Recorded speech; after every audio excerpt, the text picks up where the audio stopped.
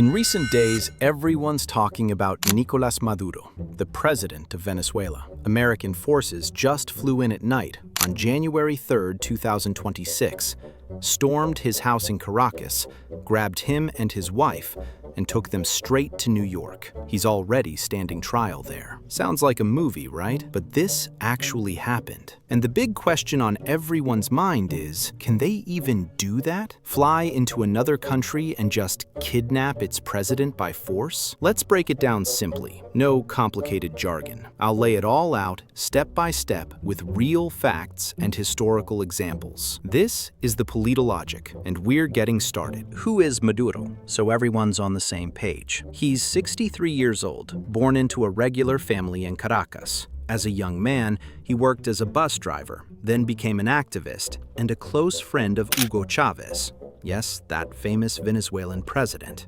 When Chavez died in 2013, Maduro was chosen to replace him. He won again in 2018, but many countries, especially the United States, said the elections were rigged and even recognized someone else as president. Under Maduro, things in Venezuela got really bad. Prices skyrocketed, stores emptied out, people were starving, and more than 7 million Venezuelans left the country looking for a better life. Fun fact, back in his youth, he played drums in a rock band. Imagine, from a drummer to president. The Americans have been furious with him for a long time. Back in 2020, they accused Maduro and his people of helping ship tons of cocaine into the US. They said he made deals with Colombian gangs, let them use his airports and ports, took money for it, and even had weapons and explosives. They put a $15 million bounty on him for info leading to his capture, then raised it to $50 million. They claim that drug flow has killed a lot of people in America. And now, on January 3rd, US Special Forces, Delta Force, flew in on helicopters. There were explosions, gunfire. They took Maduro and his wife Celia straight from their home. Several American soldiers were wounded, and according to the Venezuelans, dozens of their people died, even Cuban security guards. Maduro was brought to New York. On January 5th, he stood in court in handcuffs, shouting, "I was kidnapped, I'm innocent, and I'm still the president." President Trump said, "The operation was a success. Now we'll help Venezuela get back on its feet, take control of the oil, and hold proper elections." And Venezuela has the world's largest oil reserves, over 300 billion barrels. Now, the most important part, is this even allowed? Flying into someone else's country and taking its leader by force? By basic human rules, no. There's the United Nations, which is supposed to make sure countries don't attack each other. It says you can't invade another country or violate its independence. A president is basically the top person in the country, and while he's in power, you can't just grab him and put him on trial in another nation, even if he's accused of terrible things. Many countries, Russia, China, Cuba, said, "This is wrong. This is straight-up robbery." Even the UN Secretary General expressed concern. The Americans reply, "This wasn't a war. We just arrested a criminal who's harming our country with drugs. Our national security comes first." But this isn't the first time the US has done something like this. Let's look at history. There are plenty of similar cases. The most famous one, 1989, Panama. Manuel Noriega was in charge there. He was also involved in drug trafficking.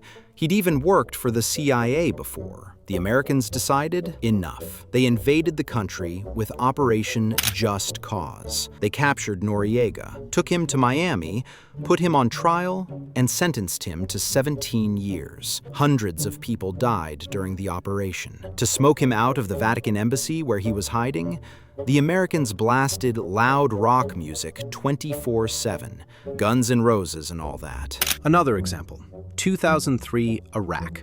Saddam Hussein. That was a full-scale war. The Americans invaded, found Saddam in a hole underground, took him, tried him, and executed him. 1901, Philippines. The Americans were fighting locals who wanted independence.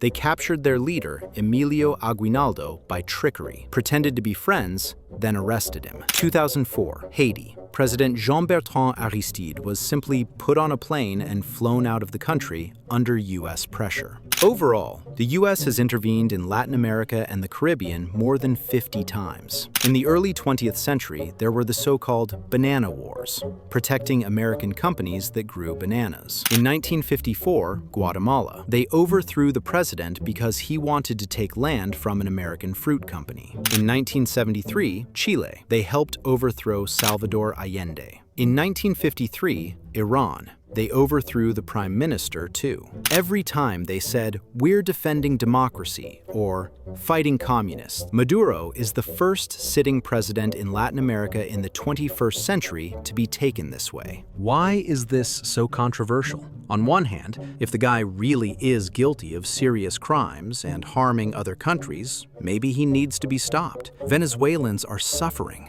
Drugs are killing people. On the other hand, if every powerful country starts flying in and grabbing leaders they don't like, there won't be any peace left. Tomorrow, someone else could do the same thing to someone. Plus, the oil. A lot of people think it's not just about drugs, but about getting control of those massive reserves. Bottom line, according to the rules of the world, you can't do this. But powerful countries sometimes do whatever they want, and history proves it. What do you think, friends? Is it right to grab a bad leader by force? Or is it too dangerous for every country? Write your honest opinions in the comments. I really want to read different views. If you liked the video and found it clear, give it a like. Subscribe, hit the bell. See you in the next one.